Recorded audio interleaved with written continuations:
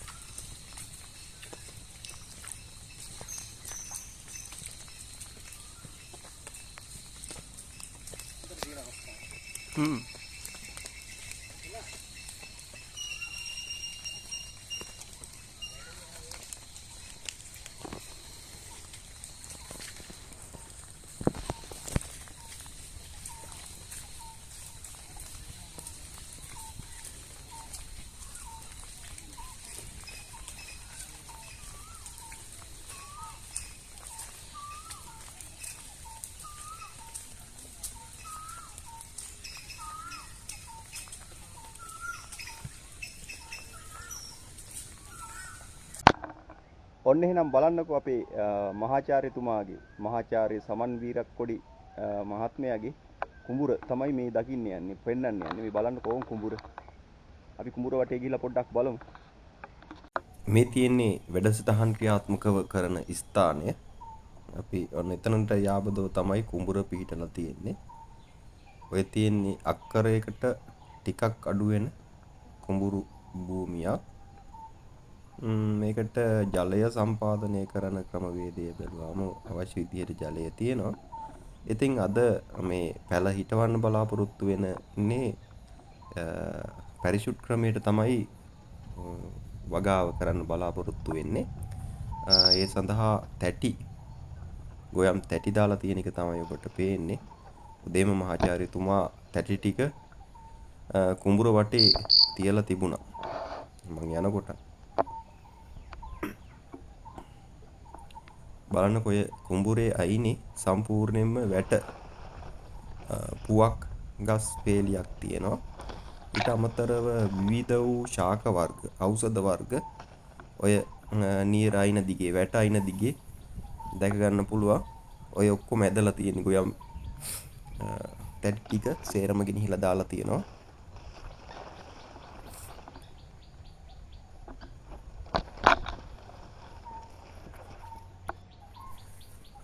කුඹුර වටේ තියෙන ගස් කොළන් ටික කපලා හැම ඉවත් කරලා දාලා නැහැ.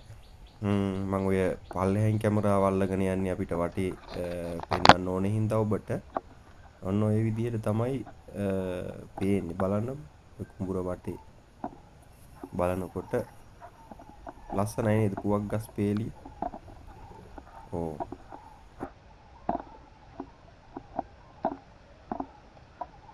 කොම්පොස්ට් නේ?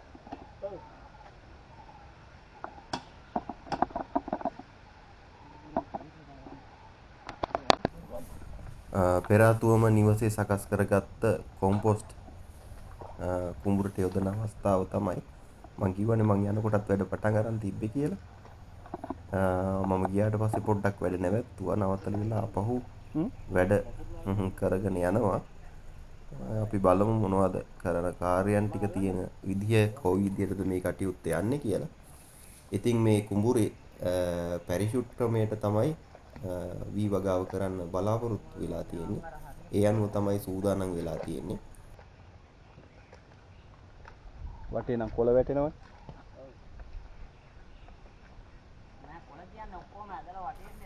රත් තැඹිලි හැල් කියන වී ප්‍රභේදය මාස 3ක වයස තියෙන පාරම්පරික වී ප්‍රභේදය තමයි මේ කුඹුරට දාන්නේ.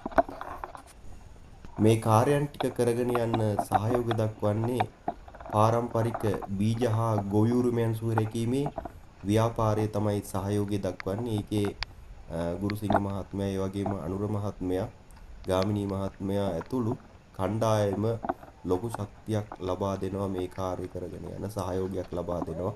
ඒ වගේම බණ්ඩාර දුර්තුංග මහත්තයා කියන මේ කට්ටිය එකතු වෙලා තමයි මේ කටයුත්තට සහයෝගය දක්වනවා මහාචාර්යතුමාගේ මේ කාර්ය කරගෙන යන්න මේ අවස්ථාවේදී. කොම්පොස්ට් දීම ওই විදිහට සිද්ධ වෙනවා. මේ වෙනකොට තාම ඇවිල්ලා තිබුණේ නෑ අපේ සහයෝගය දක්වන කණ්ඩායම. ඔන්න ටිකක් වෙලා යනකොට මහා වැස්සක් ඇද හැලෙන්න පටන් ගත්තා. පේනවා නේද වැස්ස? වතුර අඩු කරලා තිබුණේ. ඒක හාලා මඩහිය ගහලා තුන්වෙනි මඩහිය ගහලා වතුර ටික බස්සලා එහෙම තිබුණේ. ඕන්න දැන් ආයි වැස්ස. ඊට පස්සේ වැස්ස ටිකක් වැහැලා ඉවරලා වැස්ස පෑවුවා. ඔය තියෙන්නේ අර තැටි ටිකනේ.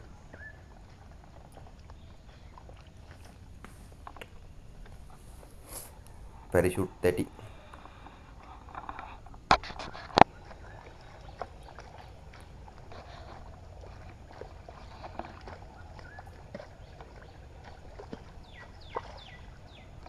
ඔන්න දැන් අපේ සහයෝගය දක්වන කණ්ඩායම ඇවිත් ඉන්නේ. එයාලා කුඹුරට බැහැලා ඇලවල් තැබීමේ කටයුතු ටික මේ විදිහට සිද්ධ කෙරෙනවා.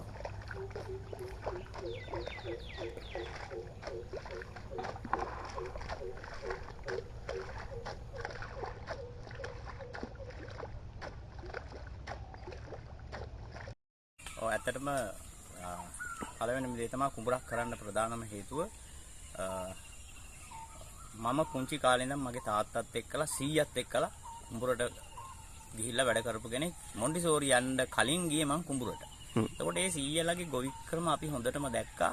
අත්විඳ මගේ සීයා මැරෙනකොට සාමාන්‍යයෙන් අවුරුදු 110කට වඩා වැඩි කල් ජීවත් වුණා. විස ගහන්න නැතුව ඒ කරපු දේශීය ක්‍රම මම දැක්කා. ඒවා අත්විඳ අපිට කවදාවත් අපේ තාත්තා අපේ සීයා වහ කන්න දුන්නේ නැහැ. දැන් මට එක වග්ගඩුවයි තියෙන්නේ, මම එකක් දන් දීලා ඉන්නේ. ඒකට මට එක වග්ගඩුවයි තියෙන්නේ. ඒ හින්දා මට මේ කොහෙන්වත් කොයි මොන වීහාල් කෑවත් පරිස්සම් වෙන්න බෑ. මොකද මම මේවා රටට ප්‍රායෝගිකව කියන නිසා මට ආයි මිනිස්සුන්ට දෙන්න වකුගඩුවකුත් නැහැ. මොකද මිනිස්සුන්ට මට කියලා දෙන්න පුළුවන් මේවෙන් ගොඩ එන්නේ කොහොමද, ලෙඩ හදාගන්නේ නැතුව ජීවත් වෙන්නේ කොහොමද කියලා. ඒකට මම ආදර්ශමත් වෙලා ඉන්න බෑ. ඒ නිසා මම කවදාවත් මගේ නෝනටවත් මගේ පුතාටවත් වහ කන්න දෙන්නේ නැහැ. මම මේ මුළු රටේම මිනිස්සුන්ට කියන්නේ මිනිස්සු දරුවන්ට හරි ආදරෙයිනේ. හැබැයි ආදරේ කියලා කරන්නේ ටියුෂන් යවන එකයි, පන්ති යවන එකයි, කඩවල කෑම ගෙනත් දෙන එකයි තියෙන්නේ. හැබැයි මේ ආදරේ කරන මිනිස්සු 100ට සාමාන්‍යයෙන් 95ක් විතරම කරන්නේ වහ ළමයාට කන්න දෙන එකනේ. මේක හිතන්නේ නැහැ. මේක ඇතුලේ ඔහුගේ ජීවිතය අඩු වෙන එක. ඔහු මහාචාර්යවරයෙක් වුණත් වැඩක් නැහැ. අවුරුදු 35 එංග 40 ඉඳන් පෙති ගහ පෙත්තප්පුලා නම් ජීවත් වෙන්නේ. දැන් අද මේ රටේ දැන් මේ මෙතන මේ මගේ මේ මඩුවට කොච්චර දවසකට එනවද? මම ඉන්න දවසට ගෙදර සාමාන්‍යයෙන් ඉදලා සෙන්සුරාද ඉන්නවා. එන්නේ පවුල් කඩාකප්පල් වෙලා. එක ලෙඩ හැදිලා නෝනයි මහත්තයයි දෙන්න දෙපැත්තේ. අවුරුදු 30 වෙනකොට මිනිස්සුන්ගේ ලිංගික ශක්තිය හීන වෙලා. එතකොට පවුල සතුටු නෑ. ඊට පස්සේ ලෙඩ ලෝකේ තියෙන දේවල් පුංචි ළමයි අරගෙන ඉන්නේ බරපතල ලෙඩ. ප්‍රධානම හේතුව ආහාර. ඒ හින්දා මම ලෝකෙට මේවා උගන්නන මිනිහෙක් හැටියට මං ලෙඩෙක් වෙන්න කැමති නෑ. මගේ දරුවා ලෙඩෙක් කරන්න කැමති නෑ. මගේ බිරිඳ ලෙඩෙක් කරන්න කැමති නෑ. එහෙනම් මේ මගේ පවුලේ ආහාරයට මේ ටික හදන්නේ. හැබැයි මේක තව ඉතුරු වෙනවා. මගේ පවුල් වල අයට දෙනවා, මෙතන එන රෝගීන්ට දෙනවා. මේ එහෙම කරනවා. මොකද ලෙඩෙකුට බෙහෙත් කරනකොට ඌගේ ආහාරය හදන්න ඕනේ. ඒවා ඒගොල්ලන්ටත් අපි දෙනවා. පළවෙනි දේ තමයි නිරෝගීව ජීවත් වෙන එක. අනිත් එක මම කියන දේ ප්‍රායෝගිකව මම කරන්න ඕනේ. මම කටින් බදලා හිටේවල නැහැ. මම ඒක නොකර. මේ මගේ අතේ හොඳට කරගැට.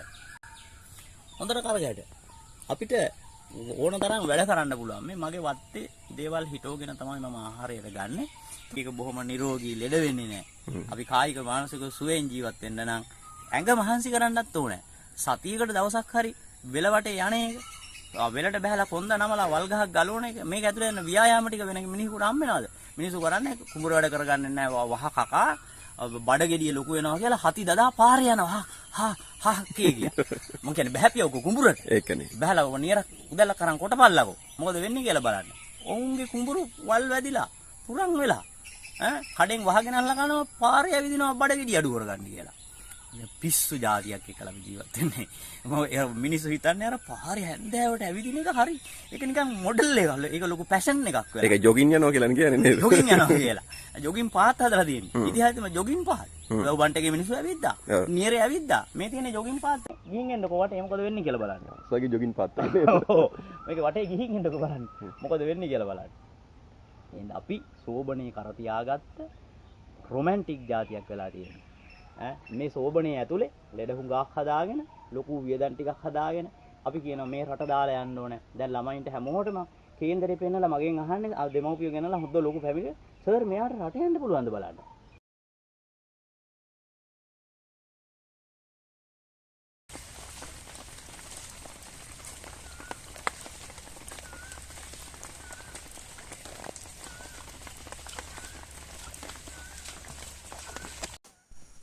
බණ්ඩාර දුරුතුසිංහ මහත්මයාත් ඇවිත් ඉන්නවා සහයෝගය දක්වන්න. මම හිතන්නේ මම දන්න විදිහට ලංකාවේ වැඩිම පාරම්පරික වී බැංකුවක් විශාලම බැංකුවක් තියෙන කෙනෙක් තමයි බණ්ඩාර දුරුතුසිංහ කියන්නේ.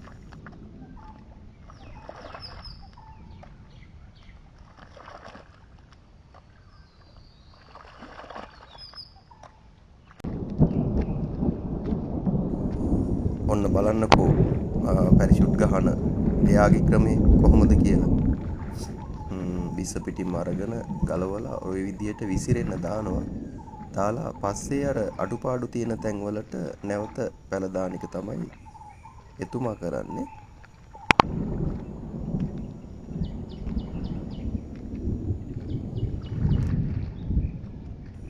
ඒක ඒ දාන ක්‍රමයේ දැක්කහම ඒක දිහා ටිකක් බලාගෙන ඉන්නත් ආසාවකුත් හිතෙනවා. මේක හරි සරල වැඩක් නේ කියලාත් හිතෙනවා මේ කාර්යය මේ විදිහට කරගෙන යනකොට.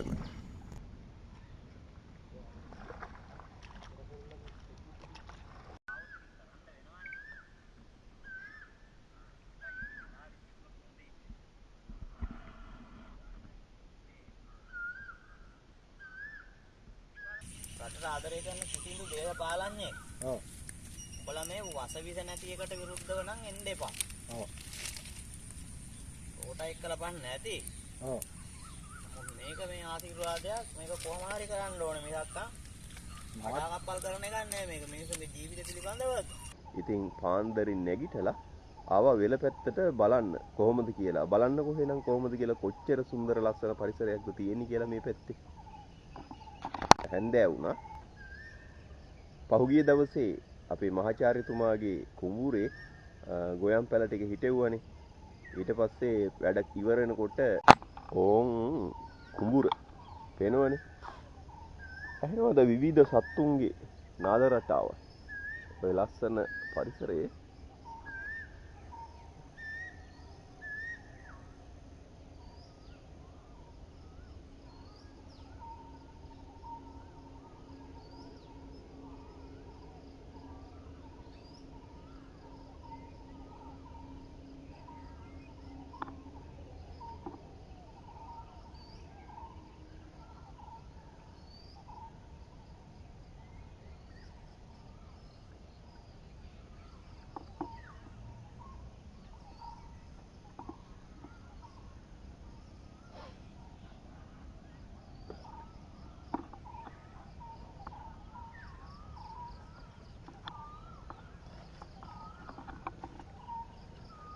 මේ අත්තන ගලුවෙන් ගලාගෙන එන අතු ඇලවල්. මේ නිතරම සක්‍රියව පවතින කුඹුරු වලට යන කෙත් ඇලවල්.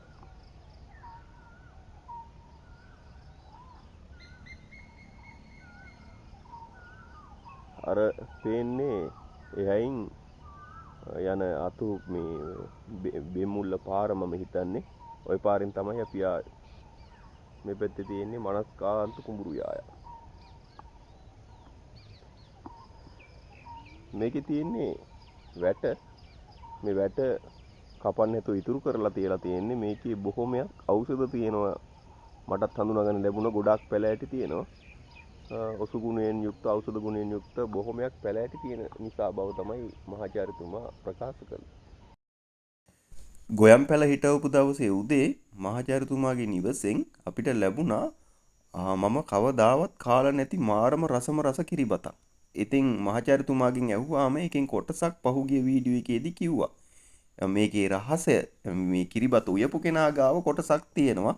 ඔබ උනන්දුවක් දක්වනවා නම් කියන්න අපි මහාචාර්යතුමාගේ බිරිඳගෙන් අපි අහලා බලමු ඒ රහස මොකක්ද කියලා ඉතුරු කොටස. එහෙමනම් වීඩියෝ එක අදට නවත්වනවා. එහෙමනම් නැවතත් අගනා වූ වැඩසටහනකින් හමු වෙමු. එතෙක් හැමෝටම ආයුබෝවන්.